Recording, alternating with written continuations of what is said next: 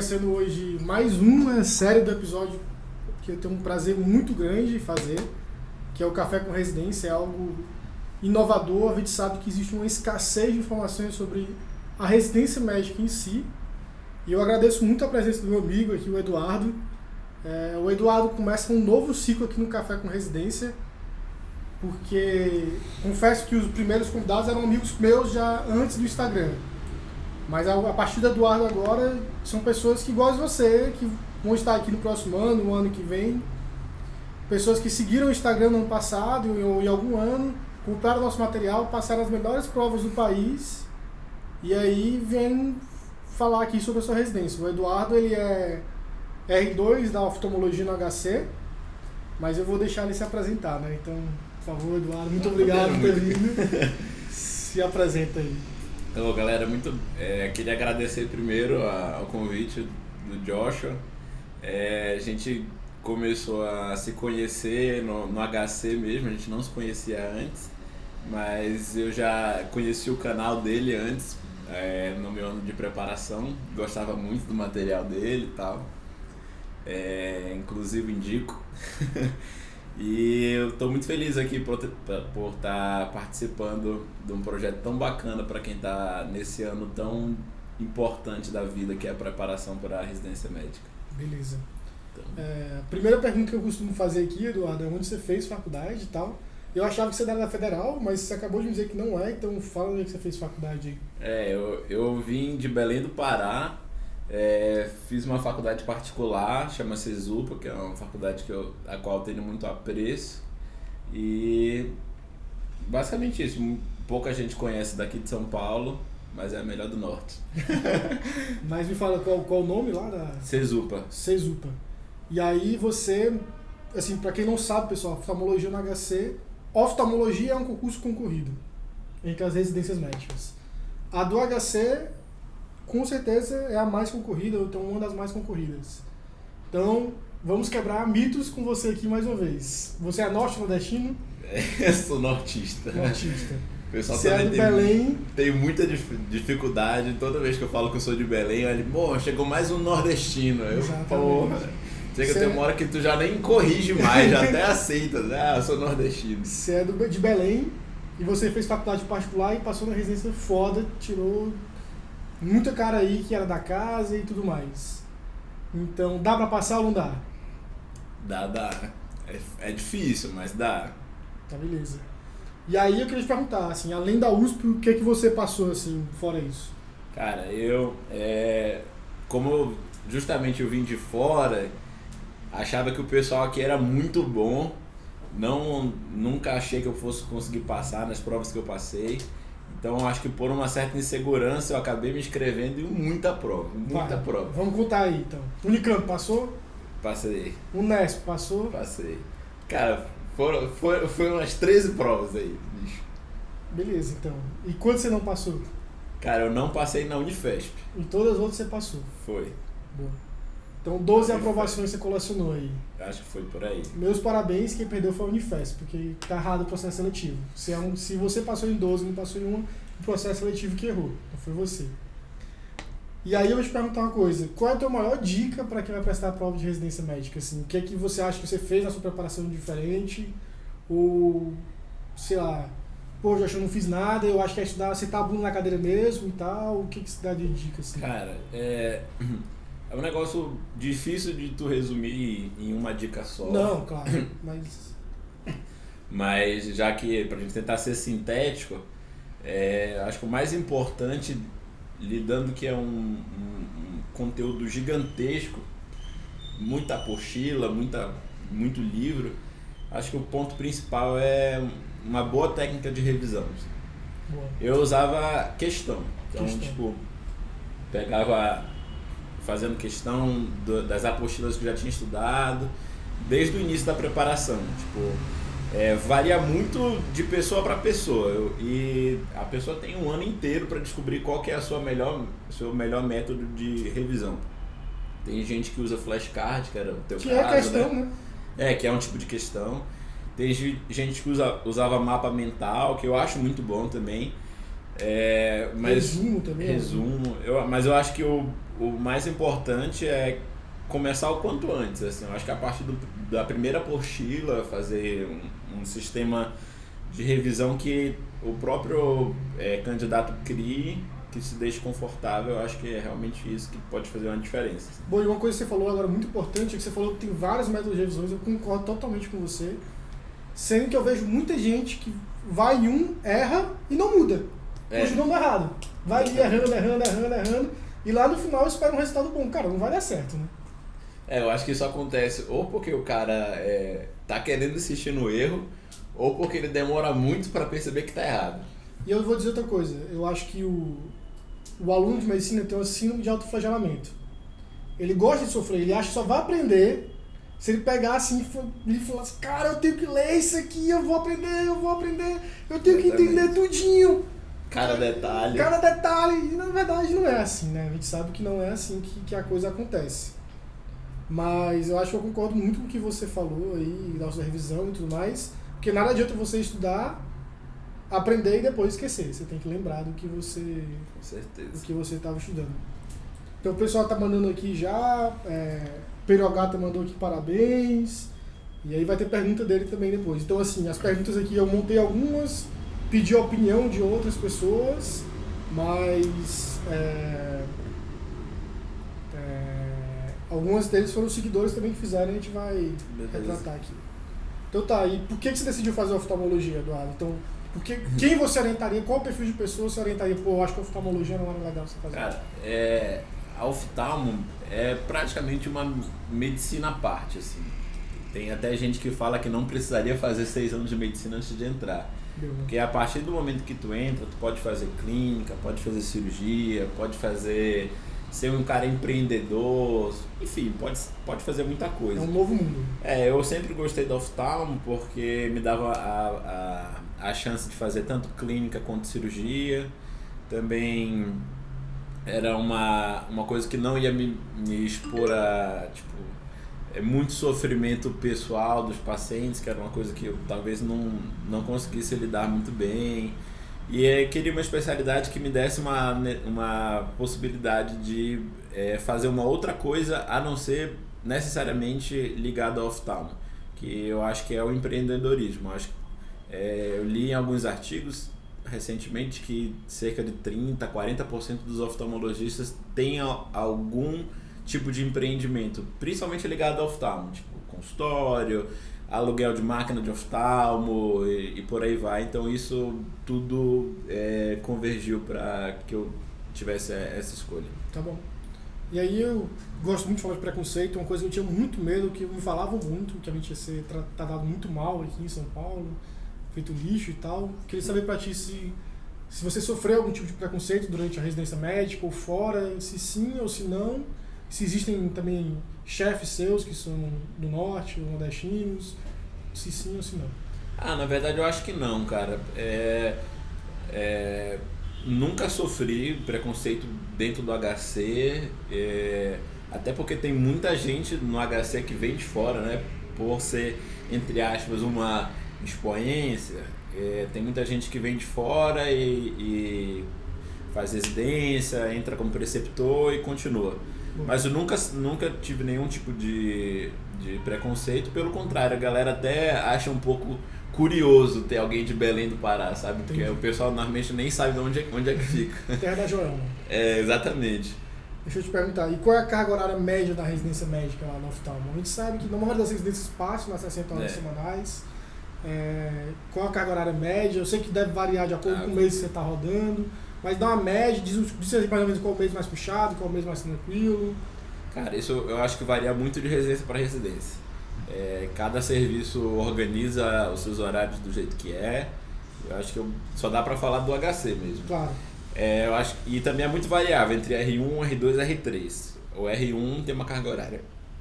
Tratando-se de oftalmo, eu acho um pouco pesado, assim. Uhum. Principalmente nos dias cirúrgicos, assim, que a gente tem 2 dias cirúrgicos por semana, que normalmente a gente sai realmente um pouco mais tarde. E nos dias de ambulatório depende muito de quantos pacientes você tem para ver e tudo mais. Mas é um pouco mais de boa do que se tu comparar com essas cirurgias mais cirurgia geral, então neurocirurgia. Dá pra ter vida após, além da residência médica? Dá. Tá. E dá pra trabalhar fora também, às vezes? Pois é, quanto a trabalhar fora, acho um pouco complicado tu pegar um plantão fixo, uma escala fixa durante a semana e achar só porque eu tá fazendo oftalmo, tu consegue conciliar as coisas que normalmente tu não vai conseguir. Mas normalmente os finais de semana, dependendo do serviço, é livre, a não ser quando tu tem um plantão de pronto-socorro ou alguma atividade de extensão, às vezes dá pra pegar um plantão ou outro. Mas você acha que assim, durante um mês dá pro cara conseguir pegar, sei lá, 2, 3 plantões pra bater ali? Dá. Beleza. Dependendo do psicológico do cara, dá. Tá bom. E existe essa pergunta foi feita pelo Pedro Ogata, que é um dos nossos seguidores. Inclusive ele estava online aqui agora, não sei se está ainda. Mas ele perguntou pra ti qual a diferença mais ou menos da grade entre o R1, o R2 e o R3. Também varia contra a residência. Mas é do HC, assim. No HC funciona assim. Como na oftalmo, tu primeiro tem que aprender a examinar o paciente e é uma curva de aprendizado longa, o R1 na parte clínica ele se detém principalmente a aprender a examinar. Então, fazer um fundo de olho, que no início é muito difícil, medir uma tonometria, que no início é muito difícil, esse é o principal passo do R1. A parte de cirurgia, o R1 faz umas cirurgias mais simples, como cirurgia de ordelo, cirurgia de pterígio, que são umas cirurgias na superfície ocular. Aí o R2, que já tem uma mão mais de exame clínico, ele meio que toca o ambulatório, né, como a gente chama, ele atende a maior parte dos pacientes, já começa a fazer cirurgia de catarata, ele também é responsável pelos plantões do pronto-socorro e também pelas apresentações dos casos clínicos das aulas que a gente tem todos os dias. O R1 é meio que café com leite, então assim. Como se fosse isso, é o Severino, né, faz um pouco de tudo e tudo mais. Tá bom. E o R3 a parte principal, né? Onde tu vai aprender a fazer a catarata propriamente dita, a cirurgia de facoemulsificação, e aí a gente tem uma boa carga de cirurgia no R3 e também ele se dedica às suas especialidades que ele escolhe. Tá bom. E existe algum tipo de técnica cirúrgica específica? Tipo assim, um estágio só de técnica cirúrgica lá no HC? Ou não? É durante um mês de catarata, um mês de glaucoma? Não tem um mês específico para cirurgia. De uma semana, ou seja, 5 dias, 2 dos dias são dias cirúrgicos. Todos os residentes têm 2 dias cirúrgicos. Entendi. Aí eles podem operar nesses 2 dias, sendo que um dos dias é de pequenas cirurgias, né? Cirurgia de catarata, TREC, que é a cirurgia de glaucoma, e o outro dia são cirurgias no centro cirúrgico do nono andar, que já são cirurgias com anestesia geral. Bom, então assim, você está falando que, embora o HC seja uma área que preza, por residências especializadas, a gente está falando de algo que você sai com uma ótima formação também geral, né, pelo jeito. Eu acho que sim, eu acho que a HC dá uma boa formação tanto teórica quanto prática para. Beleza. E aí, assim, em várias outras áreas eu noto uma diferença muito grande entre as residências de São Paulo, essas residências mais especializadas, mais voltadas para o cara ser algo específico dentro daquela área, e as residências fora de São Paulo, né? Eu queria saber se no oftalmo também é assim, qual a principal diferença que você vê na residência aqui no HC, ou a residência de São Paulo, no geral, para a residência do Pará ou de outro estado que você tem contato? Eu acredito que aqui na residência de São Paulo, de modo geral, como tem muita vaga, muito serviço que forma oftalmologista, a tendência é formarem pessoas cada vez mais específicas. Então, já ser meio que um fellow já engatado no R3. Então, já saem glaucomatólogos, retinólogos, que é uma tendência natural de uma grande metrópole. Talvez em Belém, eu não conheço o serviço de lá de oftalmo a fundo, mas acredito que nesses centros um pouco menores eles se detenham a uma formação mais geral como oftalmologista. Uma parte de retina geral, uma parte de identificação de dano glaucomatoso e por assim vai, sabe? Então, uma frase que eu escutei muito aqui durante a estadia em São Paulo foi que se você não resolveu seu problema ainda, é porque você não chegou no especialista certo ainda, né? Então, aqui a galera, quando chega na especialidade, tem que saber tudo, desde do A até o Z. E aí a Adriane Feitosa, que é outra seguidora da gente, fez uma pergunta pra ti aqui, se valeu a pena se mudar pra São Paulo pra fazer a residência médica. Se tu julga que foi uma decisão acertada, uma decisão errada, o que você achou?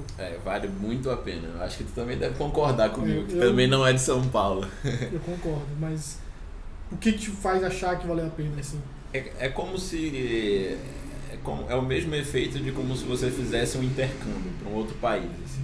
Você mora na sua cidade, digamos lá em Belém do Pará, você tem algumas certezas, conhece seu círculo de amigos, de família, e quando tu muda dessa cidade, conhece pessoas que tiveram uma história totalmente diferente da tua, às vezes tu começa a abrir tua cabeça para determinadas coisas e até conhecer pessoas novas também, faz entre aspas, aquele network, sabe? Claro. Então eu acho que é muito importante, sim, a gente mudar. E além disso, a gente vive muito mais a residência médica, né? Com certeza. Porque nossa vida é basicamente casa, residência, residência e casa.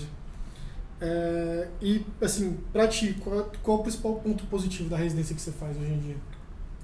Cara, eu acho que o principal ponto positivo do HC são as pessoas de lá. Porque, querendo ou não, é um serviço público e como qualquer serviço público a gente tem nossas falhas estruturais, mas acredito que a gente tem chefes excelentes que nas suas especialidades eles são referência, são os que escrevem nossos livros didáticos, a gente estuda na faculdade, estuda na residência. E também os meus R-iguais, meus colegas residentes também, que na maioria são pessoas que buscaram um pouco mais assim, das suas cidades e vieram para o HC. Então acho que isso faz um pouco de diferença. Além disso, com certeza pessoas, eu concordo muito com o seu argumento, já me perguntaram isso, eu falei também a mesma coisa que você. Outra coisa que eu falaria são os pacientes também. Os pacientes do HC são... nunca é só um apendicite, nunca é só uma diverticulite, ou é um apendicite lúpica com trombose de veia cava inferior, do não sei o que mais, então nunca é só aquilo que o livro te ensinou, você sempre vai aprender algo a mais. Tem umas doenças em oftalmo que são tão raras que os livros às vezes eles colocam assim, uma tal doença que cada oftalmologista vai ver uma durante a vida inteira. Aí você vê 3, né? Tipo assim, a gente vê direto, assim, sabe, no HC. Realmente. Isso é comum, isso é a mesma coisa na radiologia e é o que eu costumo falar, que é o que me faz acordar e chegar naquele hospital e me sentir bem em tudo que está à minha volta. E aí a Beatriz Lucena faz uma pergunta assim, bem direta, não sei se você pode responder ou dar uma estimativa. Ela pergunta qual a média de cirurgias ao final da R3, assim. Tipo assim, o pessoal às vezes pergunta isso no oftalmo, assim, tem o pessoal que fala que 300, 200, eles comparam os serviços uns com os outros pela quantidade de cirurgia. Assim, eu realmente não tenho um número exato para dar para ela, assim, de média. Tá. Mas, de modo geral, por semana um R3 opera entre 7 a 9 cataratas por semana, né? Dependendo da especialidade dele, se ele está fazendo fellow de catarata ou não. Assim, eu acho que nesse ponto em específico, eu acho que eu não tenho muito a reclamar do HC em termos de volume cirúrgico. Por mais que a gente talvez não opere tanto no R1 e no R2, mas no R3 a gente tem um volume grande de cirurgia. Que é quando você está pronto para operar, basicamente. Exatamente. E aí outra pessoa perguntou aqui se existe a opção de realizar mestrado ou doutorado durante ou após a residência. Se existe esse viés lá, ou se acaba não sendo uma coisa mais assistencial mesmo. Entendi. Tenho amigos meus que foram meus R3 quando eu era R1 e que terminaram agora a residência e estão no doutorado. Boa. Quanto a fazer o doutorado junto com a residência, eu acredito que tenha como, mas eu não... Deve ser muito puxado. Deve ser muito puxado, assim, mas tem, né? Mas não acho que... Beleza. E aí, pra finalizar, assim, a gente abrir as perguntas do chat, se alguém quiser ir mandando perguntas, como é que tá o mercado de trabalho agora pro oftalmo após a residência médica? Como é que estão os R4 saindo? Vocês estão saindo empregados ou não? Estão dentro da plantão de clínico? Se o HC consegue empregar os residentes que saem de lá, e aí, como é que... eu acho que o oftalmo, como a maioria das especialidades, é uma especialidade um tanto quanto inflada, né? Mas se tu pensares que é uma especialidade que a gente precisa de consulta desde a infância até a fase adulta e principalmente na terceira idade, a gente vê que a demanda é muito grande pela oftalmologia. Mas assim, com detalhes eu só vou conseguir te responder sobre o mercado de trabalho quando eu estiver lá. Mas eu acho que é extremamente heterogêneo dependendo da cidade com que tu tiver. Tá bom. Aqui em São Paulo, a gente sabe que tem grandes centros, algumas clínicas grandes, que às vezes é um pouco difícil, como quando tu é um oftalmologista recém-formado, tu conseguir entrar ou conseguir formar o teu próprio trabalho. Mas no interior, com certeza, é um pouco mais fácil. Beleza. Para terminar, assim, não sei se eu te perguntar quantas vagas de residência da oftalmo tem por ano. No HC? No HC. HC são 14 por ano. Boa, então 14 é maior do que o número de vagas de todo o meu estado do Ceará de oftalmo. Então, só a oftalmo no HC tem mais vaga do que... Mas o HC, se eu não me engano, eu não sei se isso é verdade mesmo, mas eu acho que é o serviço que mais tem vagas. Mais tem vagas. Pelo menos das que eu fiz, foi a que teve mais vagas. E não falta cirurgia pra ninguém, todo mundo tá comportado, todo mundo tem ambulatório. Teoricamente sim. Beleza. Então acho que é isso. Eu não sei se tem... Alguém tem mais alguma pergunta? O Pedro tá perguntando aqui se tem algum outro serviço de oftalmo em São Paulo que você considera também muito bem falado. Quais você falaria assim pro pessoal? Eu acho que muitos serviços de oftalmo são excelentes em São Paulo. Eu conheço colegas meus que estão fazendo em outros serviços, eles também têm uma formação excepcional. Mas se fosse para citar os que eu talvez fizesse caso não tivesse no HC, acho que eu falaria do BOSS, que é o Banco de Olhos de Sorocaba. Que fica em Sorocaba, né? Fica em Sorocaba. Que é um serviço também excelente, eles são referência em câmara anterior, que são bem fortes mesmo em câmara anterior. Acho que a Unicamp também tem uma formação teórica muito boa, eles também operam uma quantidade, essa é muito bom também, pelos que os meus colegas falam. E acho que basicamente. Tá bom, beleza. Acho que encerraram as perguntas aqui. Não tem mais nenhuma pergunta do pessoal. Falaram que você é bonito aqui, brincadeira. O pessoal tem que ir pro oftalmo, então. Agradecer aí o Eduardo pela presença. Muito obrigado por ter vindo, Eduardo. Sei que sai de casa, é chato e tudo mais, mas acho que é uma boa causa. Você está abrindo portas para outras pessoas poderem sonhar como a gente sonhou um dia e alcançou. Então, muito obrigado e é isso aí.